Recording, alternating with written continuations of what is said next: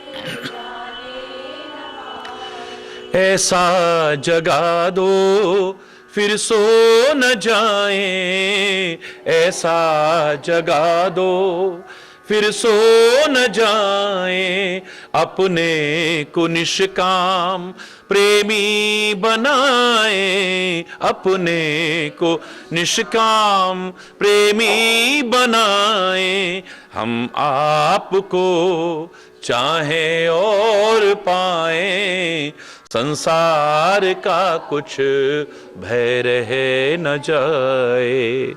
हे नाथ अब तो ऐसी कृपा हो, ये जीवन निरर्थक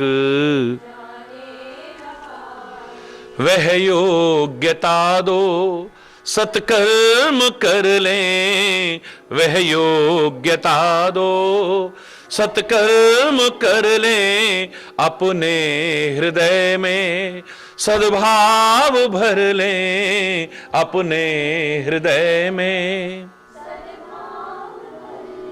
नर्तन है साधन भव सिंधु तर लें, ऐसा समय फिर आए ना आए। हे नाथ अब तो ऐसी कृपा हो, ये जीवन निरर्थक। हे नाथ हमें निरभिमानी बना दो, हे नाथ हमें निरभिमानी बना दो, दारिद्र हर लो दानी बना दो, दारिद्र हर लो आनंद में विज्ञानी बना दो, मैं हूं पतित आशा लगाए, आनंद में विज्ञानी बना दो, मैं हूं पतित यह आशा लगाए।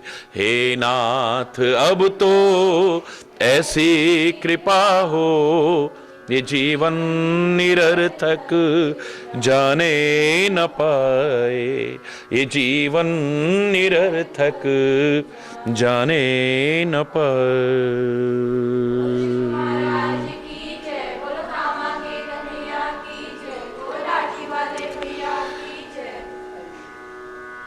हरि बोल, हरि बोल।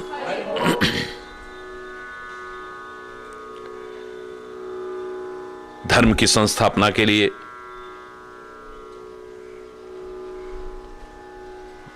भक्तों व संतों को आनंदित करने के लिए, उनके दुख और विपदाओं को हरण करने के लिए,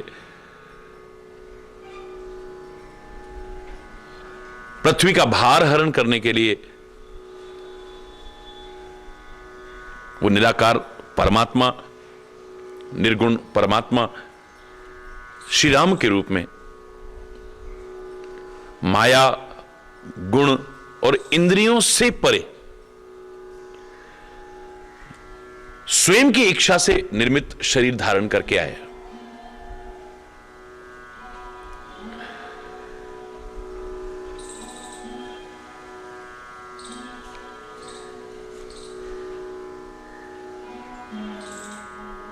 परमात्मा तो सृष्टि के कण कण में समाया है, सर्वव्यापक है। ऐसी कौन सी जगह है जहां वो न हो? सर्वशक्तिमान है वो।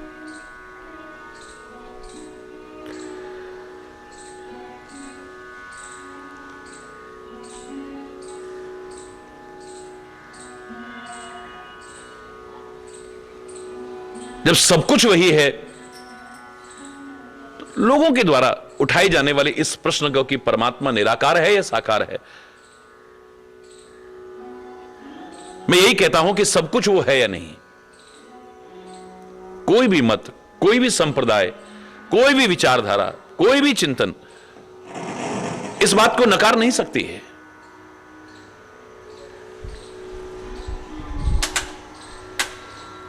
तो मेरा उत्तर यही है कि जब सब कुछ वही है तो फिर निराकार भी वही है, साकार भी वही है, सब वही तो है।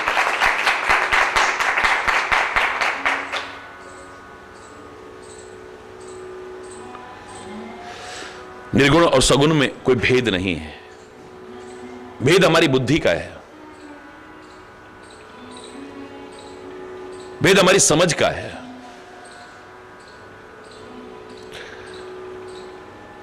श्री राम रूप में अवतरित हुए परमात्मा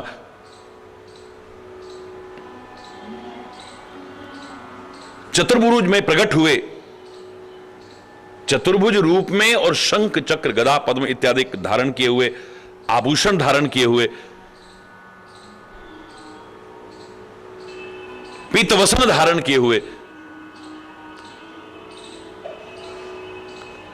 श्री राम ने ही प्रेरणा दी, क्योंकि मां ने पूर्व जन्म में मांगा था कि मेरा विवेक जागृत रहे, विवेक न खो जाए कहीं।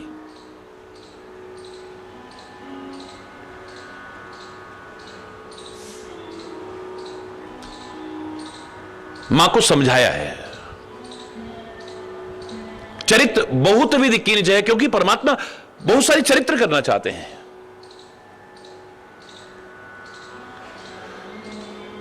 मानव मात्र को सिखाने के लिए मानवोचित लीलाएं करके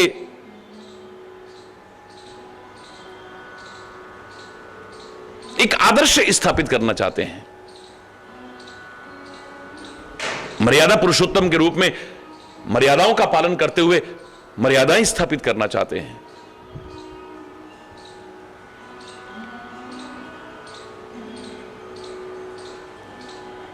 ज्ञान भरी बातें सुनकर के भगवान मुस्कुराए तो विद्या रूपणी, अविद्या रूपणी नहीं, विद्या रूपणी माया का प्रभाव हुआ। माता पुनि बोली, फिर द्वारा से मां कहने लगी,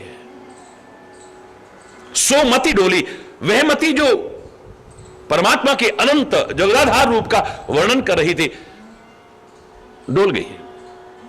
तजहु तात यह रूपा, इस रूप का परित्याग करिए आप, कीजिए शिशु लीला। आप पुत्र बनकर के आए हो तो पुत्र की तरह हो ना। 16 वर्ष के रूप में आप मेरे सामने हो, नन्हे बालक बनो। प्रार्थना की, नन्हे बालक बन गए। ऐसे नहीं, बच्चा तो रोता है। और मैंने कल आपसे कहा, हमारी मां के लिए एक अद्भुत और विलक्षण उदाहरण जब मुझसे किसी ने जानना चाहा तो मैंने इतना ही कहा कि जो मां कभी अपनी औलाद की आंखों में एक आंसू नहीं देख पाती है, आंख में आंसू आना तो दूर, किलकारियां मारता है, रोता है, बिलखता है जन्म लेते ही बच्चा, एकमात्र यही उदाहरण है कि उस रोते हुए बच्चे को देख करके मां का हृदय आनंदित हो जाता है।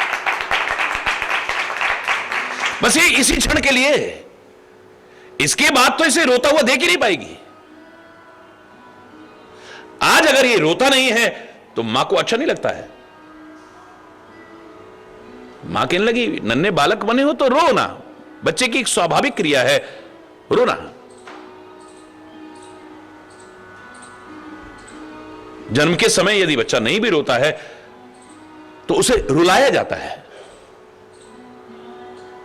एक सामान्य स्वस्थ बच्चे की निशानी है ये।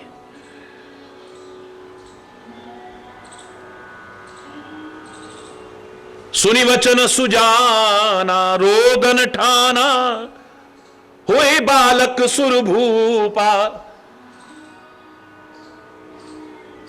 रोने लगे हैं, नन्हे से बालक बन गए।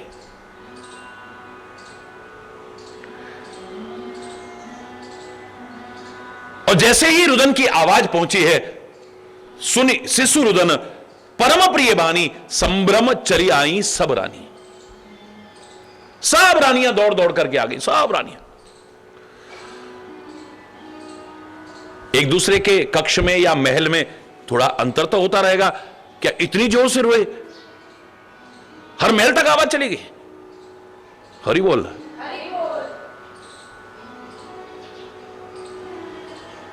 सुनि शिशुरुदन परम प्रिय बानी। बच्चे का रोना अच्छा नहीं लगता है, लेकिन जन्म लेते ही बच्चे का रोना ये परम प्रिय लगता है। प्रिय नहीं, परम प्रिय लगता है।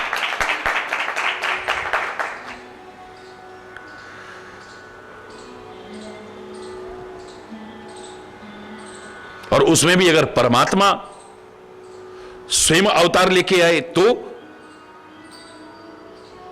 संभ्रम चली आई सब रानी, जो जैसे थी ऐसी भाग दी है।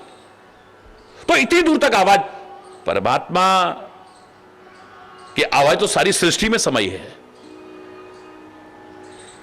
इन महलों में मुझे लगता है कि सबको पता था फलाने दिन गर्भ धारण हुआ है, तो अब 1-2 दिन के अंदर ही अंदर संतान होने वाली है।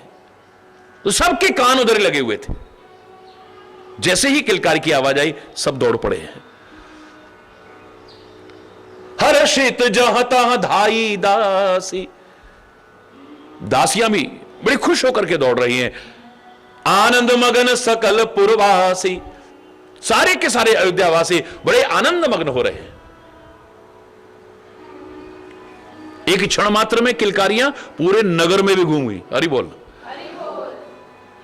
दशरथ पुत्र जन्म सुनिकाना, किसी ने आकर के कहा महाराज आपके यहां पुत्र हुआ है, महाराज आपके, ऐसा उदाहरण नहीं मिलता है, कान से सुना है खाली। हरि बोल। खाली कान से सुना है बस। दशरथ पुत्र जन्म सुनिकाना, मानो ब्रह्मानंद समाना। ऐसे लग रहा है कि ब्रह्मानंद प्राप्त हो गया हो। दशरथ ज्ञानी भी है और भक्त भी है। ज्ञानी ब्रह्मानंद में मग्न होता है और भक्त परमानंद में मग्न होता है। यहां सुनते ही ब्रह्मानंद की अनुभूति हुई है, और वहां जब पहुंचते हैं परमानंद पूरी मन राजा, परमानंद का भी अनुभव होता है। यानी ये परब्रह्म परमात्मा है, निराकार रूप में जो अजन्मा, अगोचर, अव्यक्त, अकथनीय परब्रह्म परमात्मा जिसको कहते हैं, ये वही है।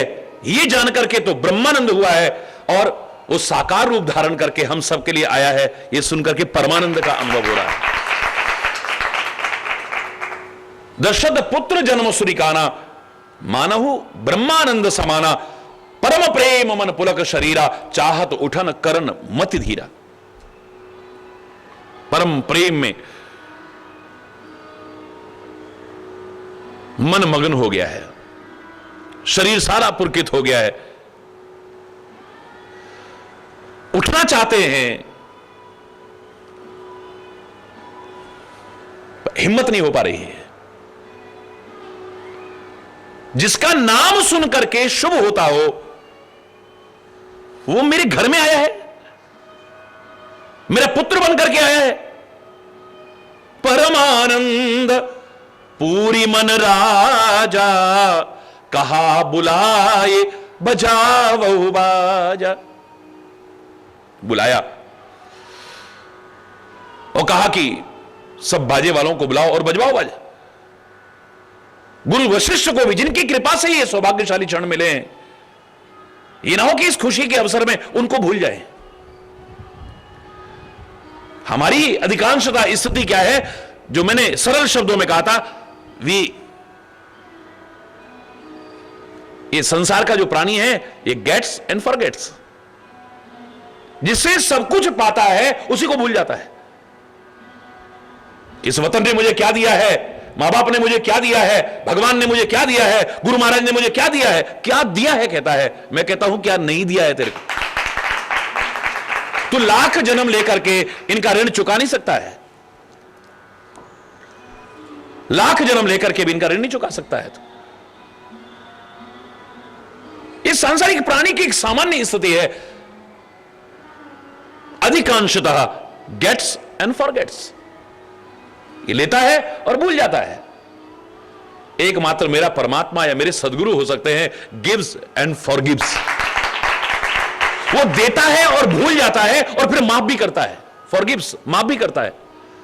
कदम कदम पर कितने अपराध करते हैं, कितनी गलतियां करते हैं, कितनी त्रुटियां करते हैं, फिर क्षमा करके गले भी लगाता है और हमारे जीवन को फिर संवारने की कोशिश करता है। भूले नहीं है।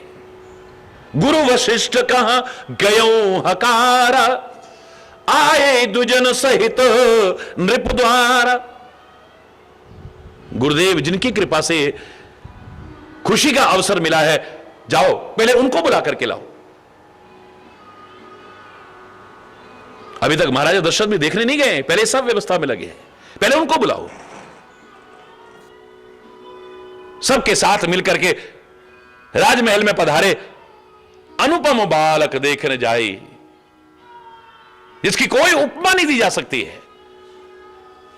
ऐसा अनुपम परमात्मा बालक बन के आए, मेरे शायद उसकी उपमा किसी से नहीं, मुझे नहीं लगता है दी जाए। रूप राशि गुण कह न सिराही।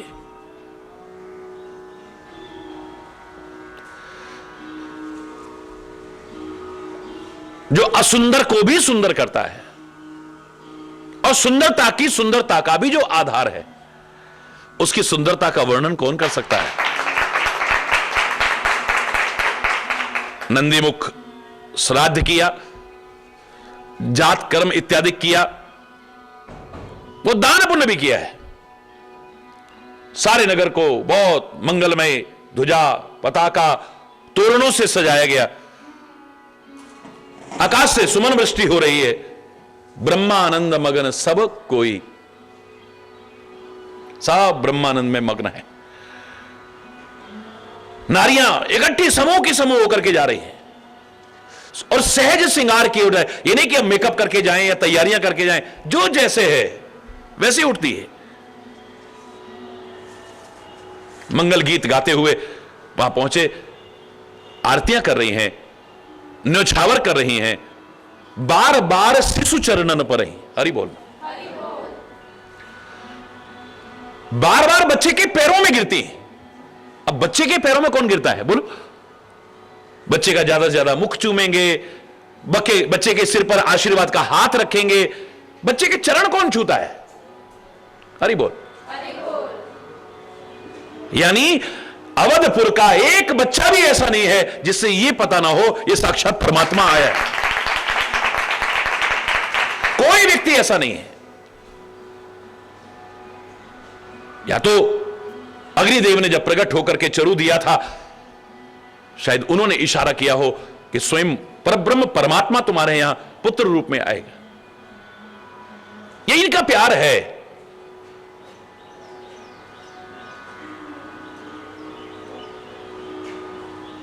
देखते ही जब स्वाभाविक स्नेह, मैंने आपसे एक उदाहरण कहा था, किसी को भी देख करके जब हमारे मन में एक स्वाभाविक प्रेम पैदा होता है, हमारा पहला संदेह यही जाता है ये सामने परमात्मा तो नहीं है। अगर ये परमात्मा नहीं है तो परमात्मा का बहुत निज जन है। हनुमान जी को देख करके विभीषण के मन में बहुत प्रेम आया, स्नेह आया। रामचरितमानस में पढ़िए, सुंदरकांड में देखते हैं तो पहला प्रश्न है कि तुम राम दीन अनुरागी, तुम दीनों पर प्रेम करने वाले राम तो नहीं हो। आयो मोहि करण बड़भागी, मेरे को बड़भागी करने तो नहीं आए हो कहीं।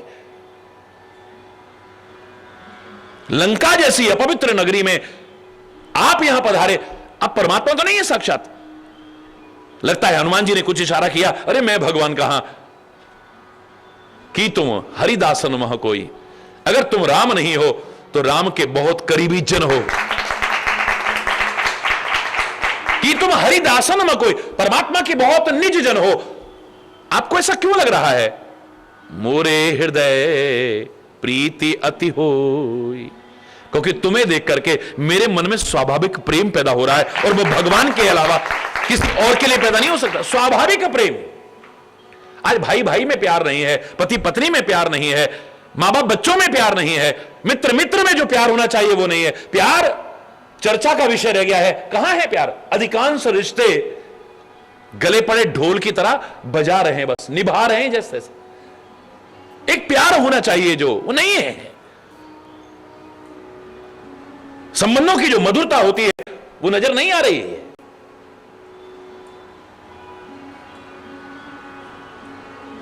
और किसी को देख करके स्वाभाविक प्यार पैदा हो जाए, भगवान या भगवान के निज जन के अलावा कोई और नहीं हो सकता है। विराग रूप मन मोरा, थकित होत जिमि चंद चकोरा।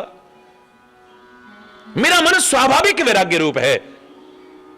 ऐसा नहीं कि मेरी आंखों ने सुंदरता देखी और फट उधर भाग दी।